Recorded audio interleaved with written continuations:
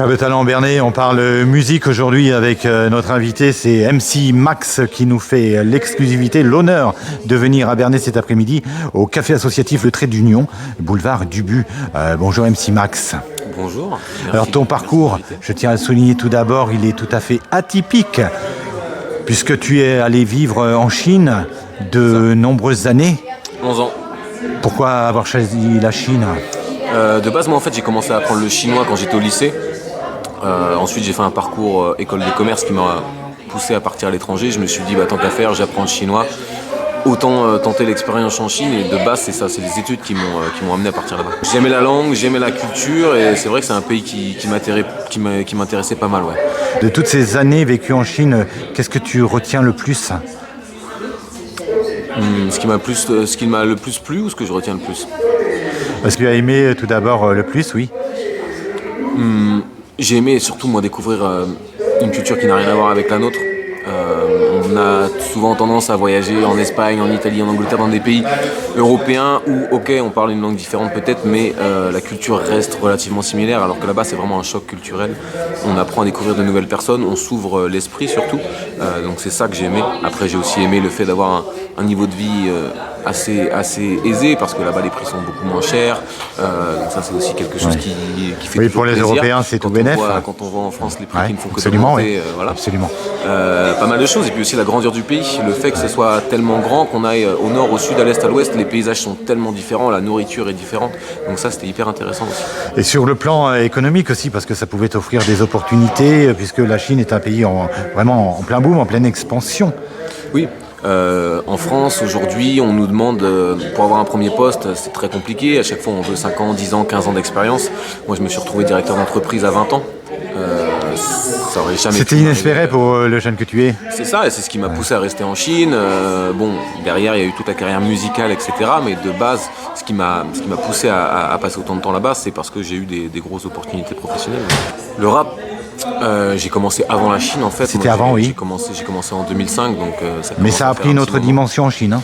Oui, en gros, j'ai dû à un moment de ma vie choisir entre les études et la musique, donc j'ai décidé de garder le rap comme un hobby et j'ai continué mes études, j'ai commencé à travailler, etc. en Chine, jusqu'au jour où je me suis dit mais en fait j'ai qu'une seule vie, moi j'ai envie de faire ce que j'aime, de me réveiller tous les matins et de faire les choses qui me plaisent.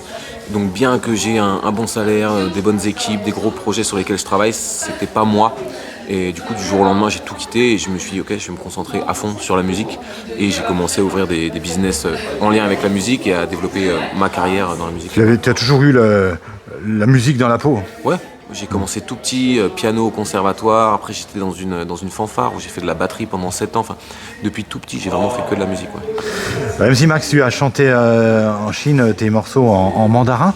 Ouais. Ça, c'est quelque chose d'original aussi, d'atypique pour un rappeur. C'était donc avant la pandémie. Le rap, est-ce qu'il venait de faire son apparition ? Parce que c'est pas, on a tendance à penser que c'est pas forcément un mouvement qui était, c'était plutôt un mouvement émergent en Chine, non ? C'est sûr. Chez nous, en France, ça fait 40 ans que c'est là, alors qu'en Chine, c'est arrivé 2015-2016. C'était un peu l'effervescence du rap, mais moi, quand je suis arrivé en Chine au début des années en 2010, il y avait très très peu de rap, donc ça reste vraiment très récent. Et je dirais aussi, malgré toutes les restrictions que l'on peut trouver en Chine, finalement, ça s'est ouvert au niveau du rap et ça ne pouvait pas être autrement, puisque la jeunesse était certainement demandeuse. La jeunesse, elle est aussi connectée sur les réseaux sociaux. Elle est connectée, mais par contre, elle n'a pas spécialement accès à ce qui se passe en dehors de la Chine. En Chine, il n'y a ni Facebook, ni YouTube, ni Instagram, ni Google. Donc le pays est c'est très réglementé. Et c'est vrai qu'ils ne sont pas spécialement au courant de ce qui se passe en dehors. Un pays qui vit en autarcie. C'est un peu ça. On parle beaucoup de la Corée du Nord, mais la Chine... Alors toi, tu as connu un succès retentissant en Chine avec le rap. Pour autant, est-ce que tout était permis ? Est-ce que on imagine que c'était pas forcément facile. Toi, tu es adepte d'un rap revendicatif, d'un rap militant, on peut dire ça comme ça ? Dans certains morceaux, oui, j'ai pas envie de dire que je fais du rap revendicatif, je fais du rap à texte, je fais passer des messages qui peuvent aussi être des messages d'amour, des messages pour parler de la vie du quotidien, etc. Donc, dénoncer toutes les injustices. Aussi, ouais. mais pas tout le temps.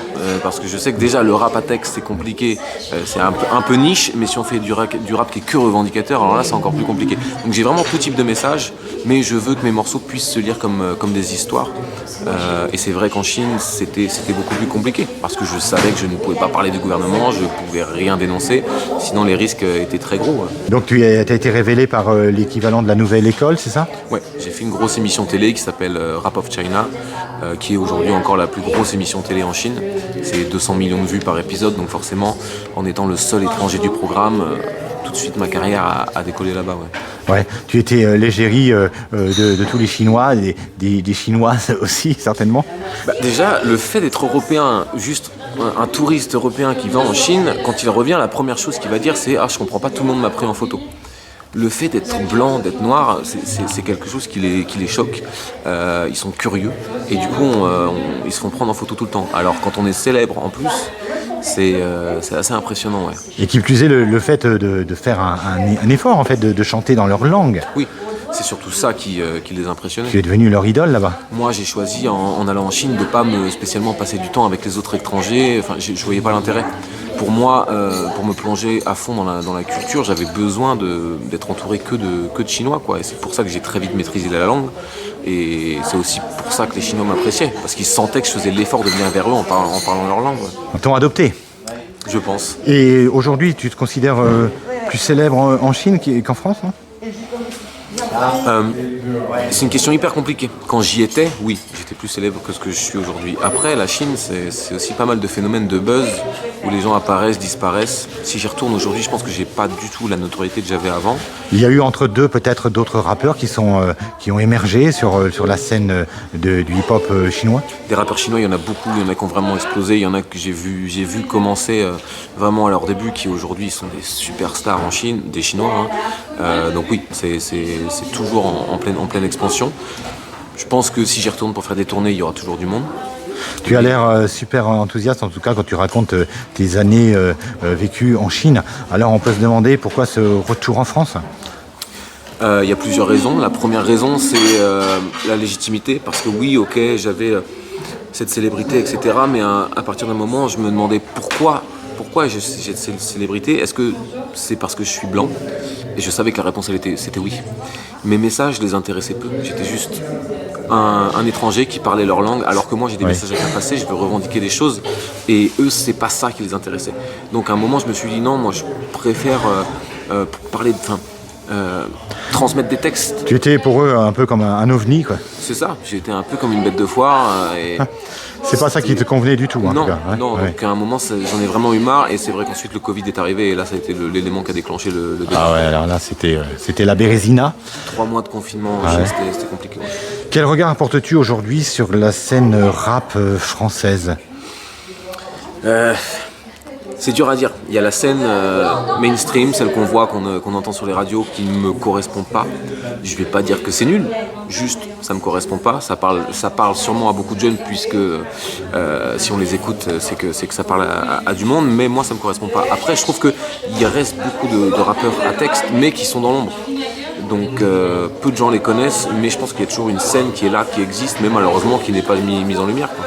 Oui, quand tu parles de rap conscient, donc c'est pas le rap que l'on entend sur, on va pas citer personne hein, pour ne pas faire de tort, mais sur des gros médias qui ont des fréquences un peu partout. Oui, la plupart des grosses radios, c'est même plus du rap. Ouais. Quoi, on est très très éloigné de ce rap qui était émergent à l'époque, hein, des années 80, où il y avait le freestyle et tout ça, les exercices de style, et il y avait des radios qui étaient vraiment qui étaient ouvertes hein, pour ce créneau-là. Mm-hmm. Ouais. Oui, aujourd'hui ça n'existe plus, ou vraiment très peu.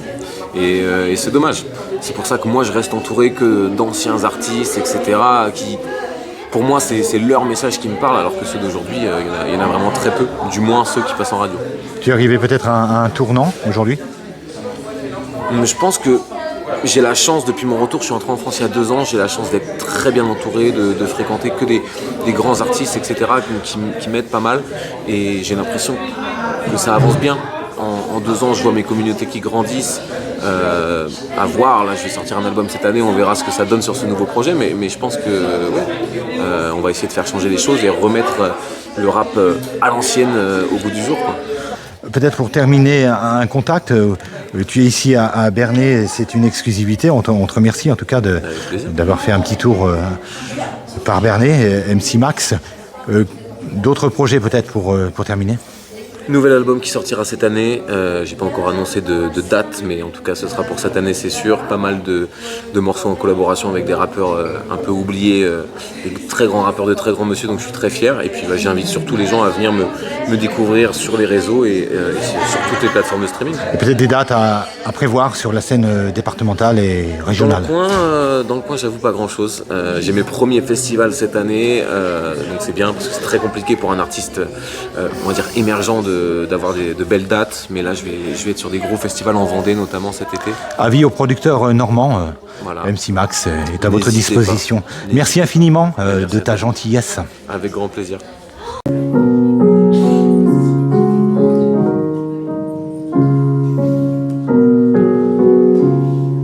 Je t'écris cette lettre, je doute que tu la liras. Car à vrai dire, pour être honnête, je ne crois pas trop en l'au-delà. Mais là, mes larmes ne cessent de couler, je ne sais plus quoi faire. Le temps ne cesse de s'écouler, je voudrais revenir en arrière. Tellement de fois j'ai voulu dire à quel point tu m'importais. J'imaginais pas le pire, rien de pressé, enfin je pensais. Je regrette mon silence, je voudrais remonter le temps. Juste pour avoir la chance de t'exprimer mes sentiments. Je me sens comme un oiseau sans ailes qui essaierait de s'envoler. Depuis que t'as rejoint le ciel et que ta vie on te l'a volé. On avait des projets plein la tête qu'on remettait toujours à demain. Des tonnes de plans sur la comète dont aujourd'hui il ne reste rien.